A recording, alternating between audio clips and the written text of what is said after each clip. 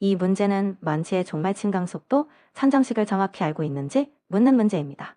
식을 보시면 분자의 입자의 직경이 제곱으로 중력 가속도와 먼지, 가스의 비중차가 함께 곱해져 있으니 이 셋은 모두 침강 속도에 비례합니다. 반대로 가스의 점도는 분모에 있으니 반비례합니다. 그러니 비중차는 반비례가 아니라 비례가 맞습니다. 먼지가 가스보다 무거울수록, 즉 비중차가 클수록 더 빨리 가라앉는다고 이해하시면 됩니다. 나머지 입경의 제곱 중력 가속도 비례, 점도 반비례는 모두 옳은 설명입니다. 답은 1번입니다. 이 문제는 후드로 오염물질을 효과적으로 빨아들이기 위한 기본 요령을 묻는 문제입니다. 후드는 발생원 근처의 공기를 끌어당겨 포집하는 입구인데 개구 면적이 넓어지면 같은 풍량이라도 그 면을 통과하는 공기의 속도, 즉 흡인 속도가 오히려 느려집니다. 흡인 속도가 느리면 발생원의 오염물질을 끌어당기는 힘도 약해지므로 포착이 잘 안됩니다.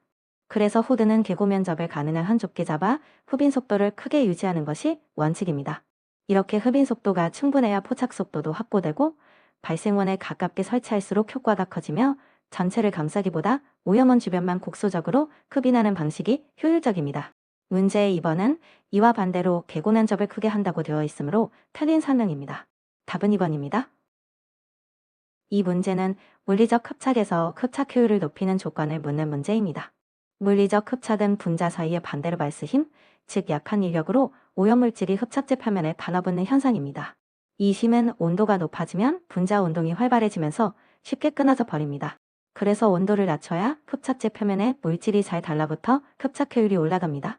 같은 원리로 접촉 시간은 길수록 압력은 높을수록 흡착제의 표면적은 넓을수록 오염물질이 흡착제와 만나 붙잡힐 기회가 많아지므로 효율이 좋아집니다. 문제의 보기는 이와 반대로 접촉 시간을 줄이고 압력을 감소시키고 표면적을 줄이는 조건을 제시하고 있어 모두 효율을 낮추는 방향입니다. 온도를 내린다는 보기만 흡착 효율을 높이는 올바른 조건에 해당합니다. 답은 2번입니다. 기체가 물에 얼마나 잘 녹는지는 극성과 밀접한 관련이 있습니다. 물은 대표적인 극성 분자이므로 물과 성질이 비슷한 극성이 강한 기체일수록 물에 더 잘 녹습니다. 보기에 나온 기체들의 용해도 크기 순서를 기억해 두시면 됩니다. 염산이 플루오린 하수소, 암모니아, 이산화황, 산소보다 물에 대한 용해도가 가장 큽니다. 염산은 물에 닿으면 이온화가 잘 되어 염산이 될 정도로 극성이 매우 강한 기체라 용해도가 가장 큽니다. 반대로 산소는 무극성 기체라 이 중에서 물에 가장 안 녹습니다. 이런 용해도 순서는 계산이 아니라 암기로 접근하는 문항이니 염산을 맨 앞에 산소를 맨 뒤에 둔다고 정리해 두시면 실전에서 헷갈리지 않습니다. 답은 3번입니다. 이 문제는 식물에 나타나는 대기오염 피해 증상을 보고 원인 물질을 찾는 문제입니다. 식물의 잎에 백화 현상이 나타나고 잎맥 사이에 맥간반점이 생기는 것은 아황산가스가 잎 조직의 엽록소를 파괴하기 때문에 생기는 대표적인 피해 증상입니다. 자주개나리, 보리, 담배처럼 잎이 연하고 기공이 발달한 식물은 아황산가스에 특히 민감해서 지표식물로 쓰이고 반대로 혁죽도, 양배추, 옥수수처럼 잎이 두껍고 큐티클층이 발달한 식물은 저항성이 강한 식물로 분류됩니다. 이처럼 지표식물과 저항성 식물의 조합, 그리고 백화현상과 맥간반점이라는 증상 키워드가 나오면 바로 아황산가스, 즉 황산화물을 떠올리시면 됩니다. 답은 1번입니다. 사이클론의 집진 효율을 높이는 조건을 묻는 문제입니다. 사이클론은 가스에 원심력을 걸어 먼지를 벽 쪽으로 밀어붙여 떨어뜨리는 장치입니다.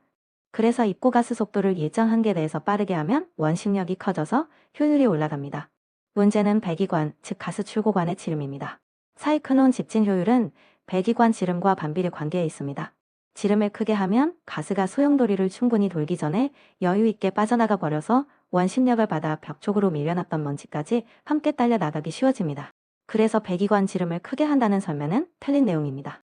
고농도 먼지를 병렬로 여러 대에 나누어 처리하면 부하가 줄어 효율이 유지되고 블로다운은 하부에서 가스 일부를 빼내 모인 먼지의 재비선을 막아 효율을 높임으로 둘 다 옳습니다. 답은 2번입니다. 이 문제는 흡착제와 흡수제를 구분할 수 있는지 묻는 문제입니다. 먼저 흡수와 흡착의 차이부터 정리해 보겠습니다. 흡수는 액상물질이 오염가스를 녹여들이는 현상이고 흡착은 활성탄처럼 표면이 넓은 고체 물질이 오염가스를 표면에 붙잡아두는 현상입니다. 그러니 흡착제는 반드시 고체여야 합니다. 보기를 보시면 활성탄, 실리카겔, 마그네시아는 모두 표면적이 크고 다공성인 고체로 대표적인 흡착제에 해당합니다. 하지만 활성망간은 액상 흡수액으로 사용되는 흡수제이지 흡착제가 아닙니다. 그래서 오염가스 흡착제와 가장 거리가 먼 것을 고르라는 문제에서 활성망간이 정답이 됩니다. 흡착제 종류는 활성탄, 활성알루미나, 실리카겔, 합성 제올라이트, 마그네시아 정도로 묶어서 외워두시고 활성망간만 흡수제로 따로 기억해두시면 헷갈리지 않습니다. 답은 2번입니다. 직접 연소법은 압취가스를 아예 연소로에 넣고 높은 온도에서 태워버려서 냄새의 원인 물질을 이산화탄소와 물로 산화 분해하는 방법입니다. 여기서 온도를 무작정 높인다고 좋은 것은 아닙니다. 온도가 1400도 이상으로 올라가면 공기 중에 질소까지 반응에 끼어들어 질소산화물이 늘어나 버립니다. 즉 압취는 잡았는데 새로운 오염물질을 만들어내는 셈이지요. 그래서 압취물질을 충분히 산화시키면서도 NOx 생성은 억제할 수 있는 적정 온도, 즉 700에서 800도 정도가 직접 연소법의 일반적인 연소 온도로 요구됩니다. 보기 중 이 범위에 해당하는 것은 3번뿐입니다. 답은 3번입니다. 이 문제는 역과식 직진장치에서 여과포의 표면 여과속도를 구하는 문제입니다. 표면 여과속도란 가스가 여과포의 겉면을 통과하는 속도이니 처리해야 할 가스램의 여과포 전체의 겉넓이로 나누어주면 됩니다. 원통형 여과자로 하나의 겉넓이는 둘레 곱하기 높이 즉 파이dl이고 이게 18개이니 전체 여과 면적은 파이dl의 개수n을 곱한 값이 됩니다. 분모가 커질수록 즉 여과포가 굵거나 길거나 개수가 많을수록 같은 가스량이라도 표면을 스치는 속도는 느려진다고 이해하시면 됩니다. 답은 2번입니다. ppm 농도를 g/sm3로 바꾸는 문제입니다. 표준 상태에서 기체 1몰이 22.3ml 부피에 해당한다는 관계만 쓰면 됩니다. ppm은 부피비라 0.06ppm은 곧 0.06ml SM3입니다. 여기에 이산화황 분자량 64를 곱하고 22.4로 나누면 부피가 질량으로 바뀝니다. ppm의 분자량을 곱하고 22.4로 나누는 흐름만 기억해 주셔요. 답은 4번입니다. 공기비를 구하는 문제인데 핵심은 이론 공기량을 먼저 구하는 것입니다. 메탄 1몰은 산소 2몰과 반응하므로 필요한 산소는 메탄 비율의 2배이고 연료 속에 이미 든 산소 0.04는 빼줍니다. 이 산소량을 0.21로 나누면 이론 공기량이 되고 실제 공기량을 그것으로 나누면 공기비입니다. 답은 1번입니다. 이 문제는 광화학 스모그가 잘 생기는 기상 조건을 묻고 있습니다. 광화학 스모그는 자외선을 받아 반응성 탄화수소와 질소산화물이 광화학 반응을 일으켜 생기는 오염이므로 먼저 반응을 일으킬 원료 물질과 반응을 일으킬 에너지원이 있어야 합니다. 그래서 반응성 탄화수소의 농도가 높을수록 그리고 기온이 높고 자외선이 강할수록 광화학 반응이 활발해져 스모그가 잘 만들어집니다. 여기에 한 가지 조건이 더 필요한데 만들어진 이런 물질이 흩어지지 않고 한자리에 머물러 있어야 스모그로 진하게 쌓인다는 점입니다. 대기가 불안정하면 산화로 잘 섞여 오염물질이 위로 확산되어 버리므로 오히려 대기가 안정한 상태여야 스모그가 머물면서 짙어집니다. 즉 디귿의 대기 불안정은 광화학 스모그 발생 조건이 아닙니다. 따라서 반응성 탄화수소 농도가 크고 기온이 높으며 자외선이 강한 기업, 이음만 이른 조건이 됩니다. 답은 1번입니다. 이 문제는 건조 공기를 이루는 성분 가운데 농도가 가장 높은 것이 무엇인지 묻는 문제입니다. 건조 공기의 구성은 부피비로 질소가 78%로 가장 많고 산소가 21%, 아르곤이 0.93%, 이산화탄소는 0.3%에 불과합니다. 그래서 부피 기준으로 배기 중 농도가 가장 높은 성분은 질소입니다. 여기서 헷갈리기 쉬운 점은 진원 기준으로 따지면 비율이 달라진다는 것입니다. 질소의 분자량은 28, 산소의 분자량은 32로 산소가 더 무겁기 때문에 같은 부피라도 산소가 차지하는 질량 비중이 부피비보다 커집니다. 그 결과 질량비로는 질소가 약 76.5%, 산소가 약 23.5% 정도로 계산됩니다. 하지만 부피비든 질량비든 순위는 바뀌지 않고 질소가 항상 1위입니다. 답은 1번입니다. 스토크스 법칙으로 구형 입자의 종말 침강 속도를 구하는 문제입니다. 식을 보면 입자 지름은 제곱으로 밀도차와 중력가 속도는 분자에 있어 클수록 말이 가라앉고 분모의 점성계수는 클수록 느리게 만듭니다. 무겁고 큰 입자일수록 발이 떨어진다고 보시면 됩니다. 계산은 단위를 SI로 통일하는 것이 핵심입니다. 3UM은 3 곱하기 10의 마이너스 6제곱미터, 5.2g/cm 잠은 5200kg/m3로 바꾸고 공기 밀도를 무시합니다. 답은 2번입니다. 광화학 스모그를 일으키는 대표적인 2차 오염물질을 찾는 문제입니다. 자동차 배기가스 속에 탄화수소와 질소산화물이 그대로 배출되는 게 아니라 반환 자외선을 받아 대기 중에서 광화학 반응을 일으켜 새로운 물질로 합성됩니다. 이렇게 대기 중 반응으로 새로 생겨난 물질을 2차 오염물질이라 하며 PAN이 그 대표적인 예입니다. PAN은 산화력이 강해 눈과 목에 자극과 통증을 일으키고 농작물에도 피해를 줍니다. 또 빛을 산란시켜 가시거리를 짧게 만들므로 광화학 스모그가 낀 날씨아가 뿌옇게 흐려집니다. 문제에 제시된 화학식 아세트선 이온 ONO2 역시 PAN의 화학식이므로 답은 2번입니다. 이 문제는 침전의 4가지 형태 중에서 입자 농도가 높을 때 나타나는 침전을 구분할 수 있는지 묻는 문제입니다. 활성 슬러지의 공법의 최종 침전지 하부를 떠올려 보시면 그곳에는 슬러지 입자들이 매우 촘촘하게 모여 있습니다. 입자 하나하나가 따로 가라앉는 것이 아니라 서로 맞닿은 채 위쪽 입자의 무게에 눌려 아래쪽 물이 짜여 나가면서 전체 층이 가라앉는 방식이지요. 이렇게 고농도 입자층이 자기 무게로 눌려 압축되며 가라앉는 것을 압축침전이라 부릅니다. 이 압축침전은 슬러지를 중력으로 농축시켜 폭기조로 반송할 수 있을 만큼 진하게 만드는데 핵심적인 역할을 합니다.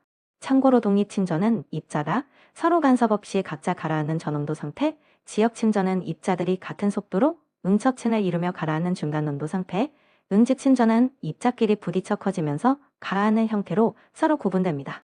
답은 2번입니다. 이 문제는 오염원을 점오염원과 비점오염원으로 구분할 줄 아는지 묻는 문제입니다. 점오염원은 배출구가 하나로 딱 정해져 있어서 지도 위에 한 점처럼 콕 짚어낼 수 있는 오염원입니다. 생활하수관, 축산농가의 폐수관, 공장의 배출관처럼 어디서 나오는지 명확하니까 관리도 그만큼 쉽습니다.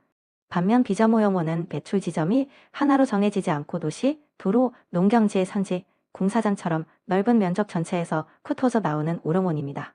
비가 내릴 때 땅 위에 쌓여있던 오염물질이 빗물에 씻겨 여기저기서 한꺼번에 흘러드는 형태라 어디가 진짜 배출원인지 특정하기 어렵고 그래서 관리도 훨씬 까다롭습니다.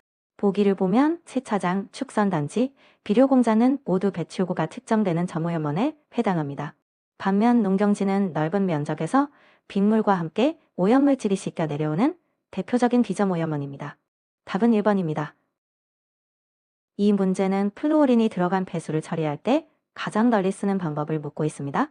플루오린은 물에 녹아있는 이온 형태라서 걸러내기가 쉽지 않은데 여기에 칼슘 성분을 넣어주면 플루오린 화칼슘이라는 잘 녹지 않는 앙금이 만들어집니다. 이 원리를 이용해서 소석회를 폐수에 넣어 플루오린을 앙금으로 가라앉힌 뒤 걸러내는 방법이 바로 화학침전법입니다. 2번 PL 공점과 4번 UCT 공점은 질소나 인 같은 염염염류를 제거하는 생물학적 처리 방식이고 3번 살수여상도 미생물을 이용해 유기물을 분해하는 생물 처리 방식입니다. 이런 생물학적 공정들은 플루오린처럼 미생물이 분해하지 못하는 모기 이온을 제거하는 데는 적합하지 않습니다. 그래서 플루오린 폐수에는 약품을 넣어 앙금을 만들어 제거하는 화학침전이 가장 적합합니다. 답은 1번입니다. 활성탄이 폐수 처리에 쓰이는 이유부터 생각해 보시면 쉽습니다. 활성탄은 아주 작은 구멍, 즉 공극이 무수히 뚫려있는 다공성 물질입니다. 그래서 표면적이 엄청나게 넓어지지요. 폐수 속의 오염물질이 이 넓은 표면과 공극에 붙잡히면서 제거되는데 이렇게 물질이 고체 표면에 달라붙는 현상을 흡착이라고 부릅니다. 중화나 침전, 부유처럼 화학적으로 성질을 바꾸거나 무게로 가라앉히는 방식이 아니라 단순히 표면에 붙잡아두는 물리적 부식이라는 점이 활성탄의 핵심입니다. 특히 냄새나 색도 미량 유기물질처럼 다른 방법으로 잘 제거되지 않는 물질을 없앨 때 활성탄 흡착이 많이 쓰입니다. 답은 1번입니다. 시안함유 폐수는 독성이 강해서 반드시 산화시켜 없애야 하는데 이때 가장 많이 쓰는 방법이 알칼리염소법입니다. 원리는 간단합니다. 폐수를 먼저 알칼리섬으로 만든 다음 차하염소산이나 염소 같은 산화제를 넣어줍니다. 그러면 시안이 산화되면서 독성이 훨씬 약한 물질로 분해됩니다. 굳이 알칼리 조건에 맞추는 이유는 산성 쪽에서 염소 처리를 하면 맹독성 가스인 시아나수소가 발생할 위험이 있기 때문입니다. 그래서 반드시 알칼리 상태를 유지하면서 산화시키는 것이지요. 보기에 알루미늄, 육가크로뮴 아연은 각각 응집침전이나 환원침전 같은 다른 처리법을 쓰는 물질이고 알칼리 조건에서 염소로 산화 처리하는 대표 물질은 시안입니다. 답은 1번입니다. 부정법은 물보다 가벼운 입자나 기름 성분을 물 위로 띄워서 걷어내는 처리법입니다. 어떻게 뜨게 만드느냐, 즉 기포를 만드는 방식에 따라 종류가 나뉩니다. 대표적으로 압력을 낮춰 물속에 녹아있던 공기를 미세기포로 빼내는 진공부상, 압축공기를 직접 불어넣는 공기부상, 가압한 물에 공기를 녹였다가 압력을 풀어 미세기포를 만드는 용전공기부상이 있습니다. 여기에 전기분해로 기포를 발생시키는 전해부상, 미생물의 대사 과정에서 생기는 가스를 이용하는 미생물학적 부산까지가 부산법의 종류입니다. 산화부산은 이런 부산법 분류체계에 속하지 않는 요마입니다. 산화는 오염물질을 화학적으로 분해하는 별개의 처리 개념이지 입자를 띄우는 방식이 아니기 때문입니다. 답은 2번입니다. 이 문제는 ppm을 %로 바꾸는 단위 환산 문제입니다. ppm은 100만 분율, %는 100분율이지요. 둘 다 전체를 1로 놓았을 때의 비율이므로 100%는 100만 ppm과 같습니다. 이 관계를 만으로 나누어 정리하면 1%는 10,000 ppm이 됩니다. 이제 이 비례식의 문제 값을 그대로 대입하시면 됩니다. 즉 1500이라는 숫자를 만으로 나누기만 하면 답이 나옵니다. 계산이 헷갈리실 때는 pp에 0을 4개 지운다고 생각하시면 퍼센트 값이 바로 나옵니다. 답은 1번입니다. 에탄올의 산화반응식을 세워 이론적 한소 요구량을 구하는 문제입니다. 탄소 2개는 이산화탄소 2개로 수소 6개는 물 3개로 가도록 원자수를 맞추면 에탄올 1몰당 산소 3몰이 필요합니다. 에탄올 분자량은 40뷰, 산소 3몰은 96이므로 무게비례식을 세웁니다. 에탄올을 완전히 산화시키는 데 드는 산소량이 곧 이론적 한소 요구량입니다. 답은 2번입니다. 이 문제는 화학반응식의 개수를 원자 개수 보존 법칙으로 맞추는 문제입니다. 화학반응식은 좌변과 우변의 원자수가 반드시 같아야 합니다. 그러니 좌측에 있는 크로뮴의 개수를 먼저 세어보고 그 개수에 맞춰 우측 친전물의 개수를 정하시면 됩니다. 좌측 Cr2 황산이온 3에는 크로뮴이 2개 들어있습니다. 우측에는 수산화 크로뮴이 친전물로 생기는데 여기에 괄호 하단 크로뮴이 1개씩이므로 좌측과 개수를 맞추려면 개수를 2로 두어야 합니다. 나머지 나트륨, 황, 산소, 수소도 이 개수로 모두 양쪽이 맞아떨어지는 것을 확인할 수 있습니다. 답은 2번입니다. 이 문제는 수처리 약품 중에서 응집제와 흡착제를 구분할 수 있는지 묻는 문제입니다. 응집제는 물속에 떠있는 미세한 콜로이드 입자들을 서로 뭉치게 해서 가라앉히는 약품입니다. PAC와 염화제이철은 대표적인 무기 응집제이고 수석회는 pH를 높여 응집을 돕는 보조 약품으로 함께 쓰입니다. 반면 입상활성탄은 표면에 있는 수많은 미세 기공의 오염물질을 붙잡아 제거하는 흡착제입니다. 입자를 뭉쳐 가라앉히는 원리가 아니라 표면에 달라붙게 하는 원리이므로 응집제와는 작동 방식 자체가 다릅니다. 정리하면 흡착제로는 입상활성탄, 실리카겔, 합성제올라이트, 보크사이트, 활성알루미나 등이 있으며 이들은 응집제와 구분해서 암기해 두셔야 합니다. 답은 3번입니다. 이 문제는 무기응집제인 알루미늄염의 장단점을 정확히 알고 있는지 묻는 문제입니다. 알루미늄염은 독성이 거의 없어서 대량으로 주입해도 안전하고 가격이 저렴하며 시설을 부식시키거나 더럽히는 문제도 적어서 정수처리 현장에서 널리 쓰입니다. 다만 치명적인 단점이 하나 있습니다. 알루미늄염은 적정 pH 범위가 좁아서 응집이 잘 일어나는 pH 조건을 벗어나면 처리 효율이 뚝 떨어집니다. 그래서 pH 조절에 신경을 많이 써야 하는 응집제입니다. 문제에서는 pH 폭이 2부터 12로 매우 넓다고 했는데 이는 알루미늄염의 실제 특성과 반대되는 설명입니다. 넓은 pH 적용 범위는 장점이 아니라 알루미늄염이 갖지 못한 특성이므로 장점으로 볼 수 없습니다. 답은 1번입니다.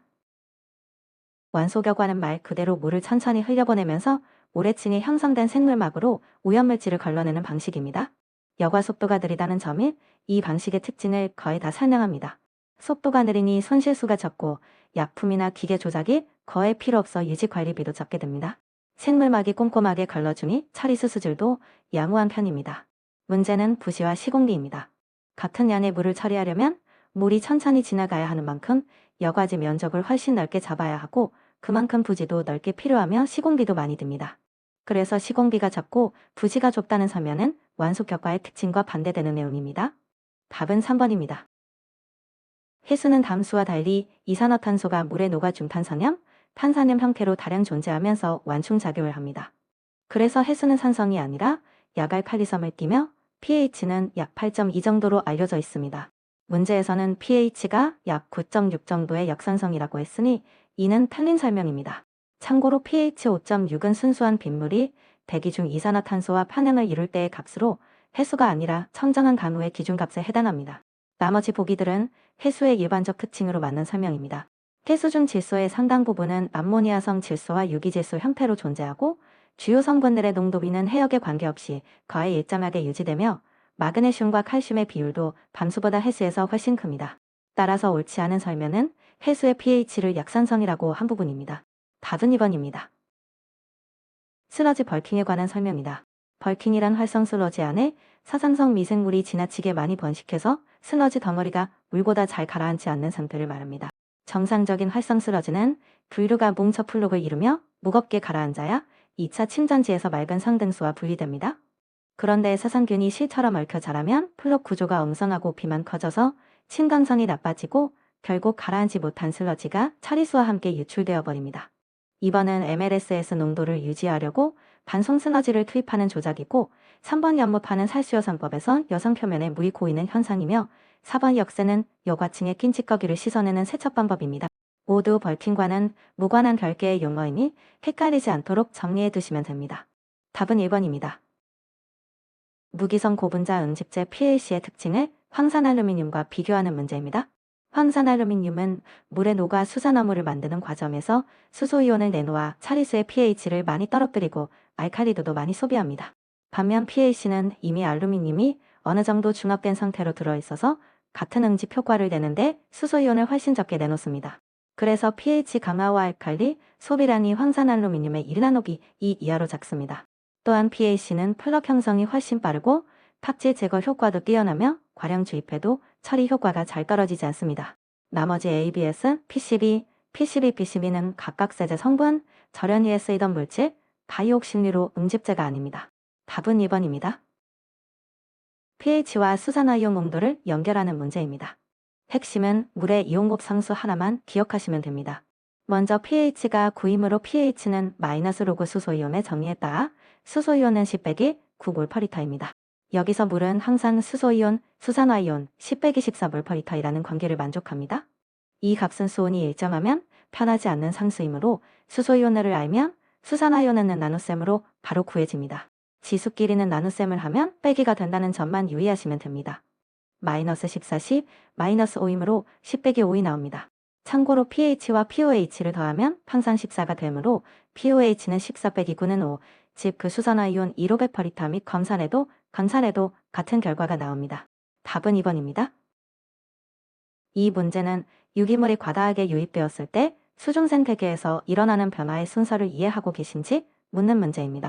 유기물이 많이 들어오면 이를 먹이로 삼는 미생물이 폭발적으로 증식합니다. 미생물이 유기물을 분해하려면 산소를 소비해야 하므로 수중의 용존산소, 즉 DO 농도가 급격히 감소합니다. DO가 바닥나면 물속은 산소가 없는 현기 상태로 바뀌고 산소가 부족해진 어패류는 호흡을 못해 폐사하게 됩니다. 여기서 BOD는 물속 유기물을 분해하는데 필요한 산소의 양을 나타내는 지표입니다. 유기물이 과다 유입되었다는 것은 분해의 유기물 자체가 늘었다는 뜻이므로 BOD는 감소가 아니라 오히려 상승합니다. 그러므로 BOD 농도의 감소는 유기물 과다 유입에 따른 현상으로 볼 수 없습니다. 정리하면 미생물 과다 증식으로 산소가 고갈되어 DO가 감소하고 BOD는 상승하며 그 결과 현기성화와 어패류 폐사로 이어집니다. 답은 4번입니다. 이 문제는 염소 소독 시 물속에 존재하는 두 형태, 차하염소산과 차하염소산 이온의 비율을 보고 살균력이 가장 큰 경우를 고르는 문제입니다. 염소를 물에 녹이면 차하염소산과 차하염소산 이온으로 나뉘어 존재하는데 살균력은 차하염소산이 차하염소산 이온보다 훨씬 강합니다. 이온인 차하염소산 이온은 음전하를 띠고 있어서 마찬가지로 음전하를 띠는 미생물 세포벽에 잘 접근하지 못하는 반면 전기적으로 중성인 차하염소산은 세포벽을 쉽게 뚫고 들어가기 때문입니다. 그러니 문항표에서 차하염소산의 비율이 가장 높은 것을 고르면 됩니다. 비율이 차하염소산 80%, 차하염소산 이온 20%로 차하염소산 비율이 가장 높으므로 살균력도 가장 큽니다. 참고로 살균력의 크기 순서는 오존이 가장 강하고 그 다음이 차하염소산, 그 다음이 차하염소산 이온, 마지막이 클로라민 순입니다. 답은 4번입니다. 유가크로뮴은 독성이 매우 강해서 그대로는 처리하기 어렵습니다.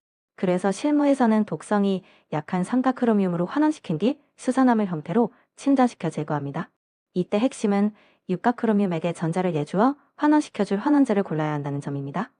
대표적인 크로뮴 환원제로는 아황산가스, 아황산나트륨, 중화황산나트륨, 메타중화황산나트륨, 그리고 황산제일철이 있습니다. 이 중 보기에 있는 것은 황산제일철, 즉 황산제일철입니다. 나머지 보기를 보면 오존과 염소, 차하염소산나트륨은 모두 강한 산화력으로 소독이나 산화 처리에 쓰이는 산화제입니다. 환원이 아니라 오히려 산화 방향으로 작용하니 육각크롬면 처리에는 맞지 않습니다. 답은 3번입니다. 이 문제는 물이 가진 여러 특성 중 틀린 설명을 고르는 문제입니다. 물은 온도가 내려갈수록 분자들이 규칙적인 육각형 구조로 배열되면서 오히려 부피가 늘어나는 특이한 성질이 있습니다.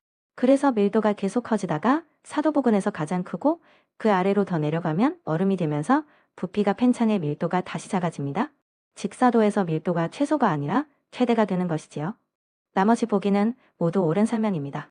물은 분자량이 비슷한 다른 화합물에 비해 비열이 매우 큰 편이고 분자 구조가 극성을 띠기 때문에 여러 물질을 잘 녹이는 용매로 쓰이며 산원에서도 알칼리 금속, 알칼리 토금속이나 철과 반응해 수소를 발생시킵니다.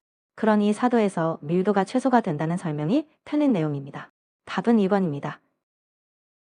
관과 속관은 폐기물을 파쇄하거나 압축해서 관 속으로 공기 힘이나 자체 무게로 흘려보내는 방식입니다. 배출량이 많은 아파트 단지나 신도시처럼 발생 빈도가 높은 곳에 관을 묻어두면 수거 차량 운행 없이 처리할 수 있어 경제적입니다. 다만 한번 관을 땅에 묻으면 이후에 배출 경로를 바꾸기가 매우 어렵고 큰 폐기물은 관이 막히지 않도록 파쇄나 압축 같은 전처리가 꼭 필요합니다. 가장 중요한 단점은 수송거리입니다. 관 내부의 마찰 저항 때문에 폐기물을 멀리까지 밀어보내기 어려워 장거리 수송에는 적합하지 않습니다. 그래서 장거리 수송이 가능하다는 설명은 틀린 내용입니다. 답은 3번입니다. 매립지에서는 쓰레기가 분해되면서 매립가스가 발생하는데 그 주성분이 바로 메탄입니다. 메탄은 공기보다 가벼워서 위로 확산되는 성질이 있고 일정 농도 이상 축적되면 폭발할 위험이 있는 물질입니다. 그래서 매립지 위에 구조물을 지을 때는 이 메탄가스가 새어나와 구조물 바닥이나 벽으로 스며들지 않도록 차단막을 설치하는 데는 설계 단계에서부터 신경을 써야 합니다. 실제로 매립가스는 연료로 재활용되기도 하지만 관리가 안 되면 화재나 폭발 사고로 이어질 수 있어 항상 주의가 필요한 물질입니다. 산소, 황화수소, 이산화탄소도 매립가스에 섞여 있을 수 있지만 폭발 위험성과 구조물 침투 방지 설계의 핵심 대상은 메탄입니다. 답은 1번입니다. 압축 전후의 밀도 변화로 부피 감소율을 구하는 문제입니다. 같은 질량이라면 부피가 줄어든 만큼 밀도가 커지므로 압축 전후의 밀도비가 곧 부피비의 역수가 됩니다. 압축 후 부피가 원래의 약 0.467배가 되니 줄어든 비율은 약 53%입니다. 답은 3번입니다. 폐기물 처리 공정은 크게 중간 처리와 최종 처리로 나뉩니다. 중간 처리는 폐기물을 최종 처리하기 좋은 상태로 바꾸는 과정으로 부피를 줄이는 압축, 크기를 잘게 부수는 파쇄, 성상되는 선별이 여기에 해당합니다. 반면 매립과 소각은 처리의 마지막 단계, 즉 최종 처리에 속합니다. 특히 매립은 처리된 폐기물을 땅 속에 묻어 처분을 완결짓는 공정이므로 중간 처리가 아니라 최종 처리로 분류됩니다. 그러니 보기 중 압축, 파쇄, 성결은 모두 중간 처리이고 매립만 최종 처리입니다. 답은 4번입니다. 로터리킬은 방식의 장단점을 구분하는 문제입니다. 로터리킬은 회전로라고도 하며 원통형 몸체가 회전하면서 폐기물을 굴려 태우는 방식입니다. 드럼이나 대형 용기도 파쇄 없이 투입할 수 있고 회전이 혼합 작용을 해 예열, 혼합 같은 전처리가 거의 필요 없습니다. 또한 후단에 습식가스 세정 시스템을 붙여 함께 운영하는 것도 가능합니다. 다만 폐기물이 굴러가며 타는 구조라 연소가 균일하기 어렵고 열 전달도 비효율적입니다. 그래서 열효율이 낮고 투자비에 비해 소각 능력이 떨어집니다. 열효율이 낮으면 완전 연소를 위해 공기비를 넉넉히 주어야 하므로 작은 공기비로 완전 연소가 가능하다는 설명은 맞지 않습니다. 답은 3번입니다. 쓰레기 발생량을 선정하는 방법은 몇 가지가 있는데 이 문제는 각 방법의 특징을 정확히 구분할 수 있는지 묻고 있습니다. 직접 계근법은 쓰레기를 중간 적하전이나 중계 처리장에서 직접 저울에 달아 무게를 재는 방법입니다. 실제 무게를 그대로 측정하니 발생량을 비교적 정확하게 파악할 수 있지만 매번 계근 작업을 해야 하니 작업량이 많고 번거롭다는 단점이 있습니다. 반면 물질 수지법은 특정 시스템에 들어오고 나가는 폐기물의 양으로 수지를 세워 발생량을 추정하는 방법으로 주로 산업 폐기물에 쓰이지만 비용과 작업량이 많아 잘 쓰이지 않습니다. 적재 차량 개수 분석법은 차량 대수의 쓰레기의 겉보기 비중을 보정해 중량으로 환산하는 방법인데 밀도나 압축 정도에 따라 오차가 크다는 단점이 있습니다. 이렇게 비교해보면 정확하되 번거로운 방법은 직접 계근법입니다. 답은 1번입니다. 이 문제는 압축비 개념을 정확히 계산할 수 있는지 묻는 문제입니다. 압축비는 압축 전 부피를 압축 후 부피로 나눈 값입니다. 부피는 질량의 밀도로 나누면 구할 수 있으니 같은 질량을 기준으로 압축 전과 압축 후의 밀도만 알면 됩니다. 즉 밀도가 커질수록, 다시 말해 폐기물이 촘촘하게 눌릴수록 부피는 그만큼 줄어드는 것이므로 압축 후 밀도를 압축 전 밀도로 나누기만 하면 압축비가 바로 나옵니다. 답은 3번입니다. 이 문제는 폐기물 공정 시험 기준에서 정의하는 용기의 종류를 구분할 수 있는지 묻는 문제입니다. 핵심은 무엇을 막아주는 용기인지에 있습니다. 밀폐용기는 이물질이 들어가거나 내용물이 손실되지 않도록 막아주는 용기이고, 기밀용기는 한 단계 더 나아가 외부의 공기나 다른 가스까지 침입하지 못하도록 막아주는 용기입니다. 차관용기는 광선을 차단해서 내용물이 광화학적으로 변하지 않도록 보호하는 용기입니다. 문제에서는 취급 또는 저장하는 동안 기체 또는 미생물이 침입하지 않도록 보호한다고 했습니다. 밀폐용기는 이물질, 손실 방지 수준이라 미생물 침입까지 막는다고 보기는 부족하고, 차관용기는 광선 차단이 핵심이라 기체나 미생물과는 관련이 없습니다. 기체는 물론 미생물까지 완전히 차단해 밀봉하는 개념은 밀봉용기에 해당합니다. 이렇게 밀폐, 기밀, 밀봉, 차관은 보호 대상이 서로 다르다는 점만 잡지어 기억해 두시면 헷갈리지 않습니다. 답은 3번입니다. 이 문제는 폐기물 고형화 처리법과 오폐수 처리법을 구분할 수 있는지 묻는 문제입니다. 고형화는 폐기물에 고화제를 섞어 묻혀서 유해물질이 밖으로 빠져나오지 못하게 하는 방법입니다. 시멘트, 석회, 유기중합체, 열과소성 플라스틱, 유리 같은 재료로 폐기물을 감싸 안정한 덩어리로 만드는 것이지요. 그래서 시멘트 기초법, 유기중합체법, 열과소성 플라스틱법, 석회기초법, 유리화법 등이 모두 고형화 처리법에 해당합니다. 반면 활성탄 흡착법은 폐기물을 고치는 방법이 아니라 오폐수 속에 남아있는 미세한 오염물질을 활성탄의 표면에 흡착시켜 제거하는 고도 처리 방법입니다. 처리 대상과 원리 자체가 고형화와는 다릅니다. 답은 2번입니다. 고위 발열량에서 저위 발열량을 구하는 추정식 문제입니다. 고위 발열량은 수증기가 물로 응축되며 내놓는 잔물까지 포함한 값이고, 저위 발열량은 그 응축열을 뺀 실제 이용 가능한 열량입니다. 그래서 수분이 증발하는데 쓰인 열량만 빼주면 됩니다. 여기서 600은 물리 킬로그램이 증발할 때 빼앗아가는 열량입니다. 답은 2번입니다. 연소식 열발생률의 점이식으로 소각량을 거꾸로 구하는 문제입니다. 열발생률은 소각로 용적 1큐비미터당 시간당 발생하는 열량이므로 분자의 총 발열량, 분모의 용적과 시간이 들어갑니다. 폐기물량에 대해 정리한 뒤 값을 대입합니다. 시간을 용적과 함께 곱해야 하루치 총 열발생량이 나온다는 점만 놓치지 않으면 됩니다. 답은 3번입니다. 이 문제는 선별과 파쇄 두 공정의 목적을 헷갈리지 않는지 묻는 문제입니다. 선별은 말 그대로 폐기물 속에서 재활용 가능한 성분을 나머지와 분리해내는 공정입니다. 부피를 줄이거나 밀도를 높이는 것이 목적이 아니라 섞여 있는 것들 중 쓸 수 있는 것만 골라내는 데 목적이 있습니다. 반면 부피 감소, 밀도 증가, 저장 면적 감소는 폐기물을 잘게 부수는 파쇄 공정의 목적에 해당합니다. 파쇄를 하면 입자가 작아지면서 빈 공간이 줄어 밀도가 높아지고, 그만큼 부피와 저장 면적도 줄어들게 됩니다. 즉 1번, 2번, 3번은 모두 파쇄의 효과이고, 선별의 목적은 재활용 가능한 성분을 분리하는 것입니다. 답은 4번입니다. 이 문제는 폐기물 속에 들어있는 가연성 물질의 무게를 구하는 문제입니다. 폐기물량의 밀도를 곱하면 폐기물 전체의 무게가 나오고, 여기에 가연성 물질의 함유를 곱하면 가연성 물질만의 무게가 나옵니다.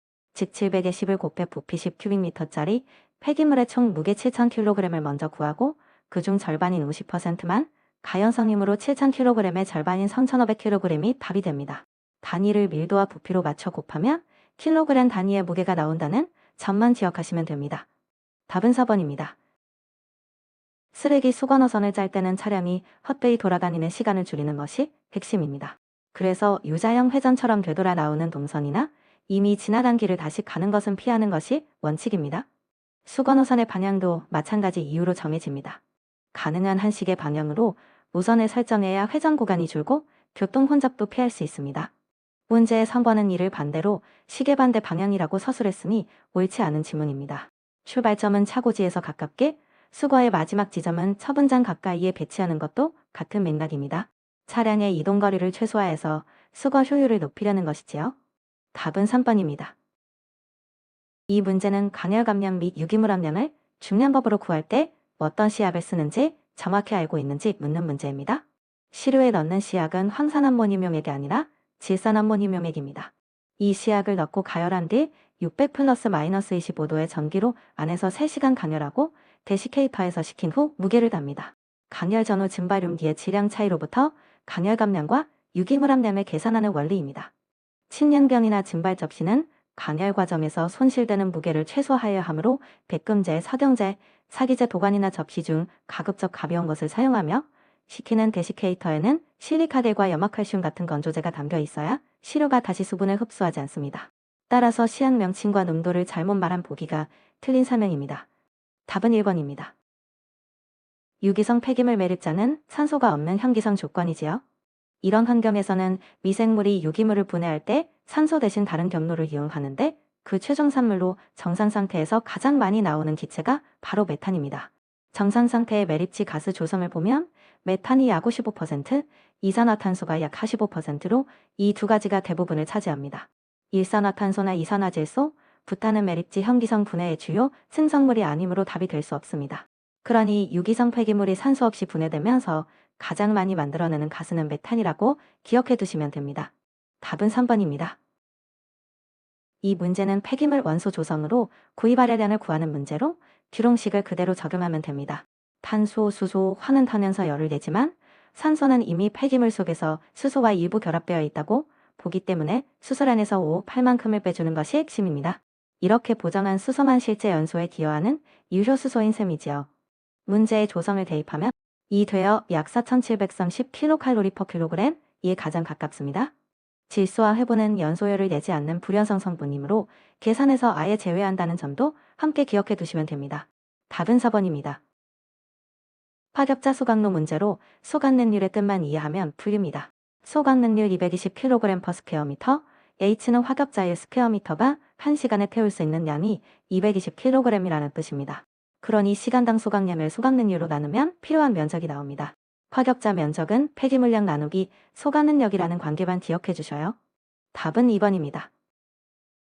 이 문제는 슬러지를 처리하는 습식산화법의 대표 공법 이름을 묻고 있습니다. 습식산화란 슬러지에 물이 섞인 상태 그대로 고온, 고압을 가해 산소로 유기물을 태우듯 분해시키는 방법입니다. 불에 직접 태우는 소각과 달리 물속에서 산화가 일어나기 때문에 습식이라 부르고, 보통 200에서 270도 정도의 온도와 70기압 정도의 압력 조건이 사용됩니다. 이 습백산화법을 대표하는 공법이 바로 진머만 공법입니다. 이름 자체를 암기해 두시는 것이 가장 확실한 접근입니다. 나머지 보기인 유동산화, 매산화 공법은 습식산화의 표준 공법명이 아니므로 정답이 될 수 없습니다. 답은 1번입니다. 이 문제는 안정화 및 고형화 처리를 거치면 폐기물의 성질이 어떻게 바뀌는지를 묻는 문제입니다. 안정화 및 고형화는 폐기물 속 오염물질에 시멘트나 약재 등으로 감싸서 굳히는 처리입니다. 이렇게 굳히면 폐기물을 섭으로 뜨거나 운반하기 편한 고체 덩어리가 되니 취급성과 물리적 특성이 좋아지고, 덩어리가 되면서 오염물질이 물과 닿는 표면적도 줄어듭니다. 표면적이 줄면 오염물질이 오래 녹아 빠져나가는 용해성도 함께 제한됩니다. 핵심은 오염물질 자체가 고형화 물질 안에 갇히면서 독성이 감소한다는 점입니다. 독성이 증가한다는 설명은 안정화 및 고형화의 목적과 정반대이므로 옳지 않습니다. 답은 1번입니다. 이 문제는 소음 측정점을 정할 때 지면에서 얼마나 띄우는지를 정확히 기억하고 계신지 묻는 문제입니다.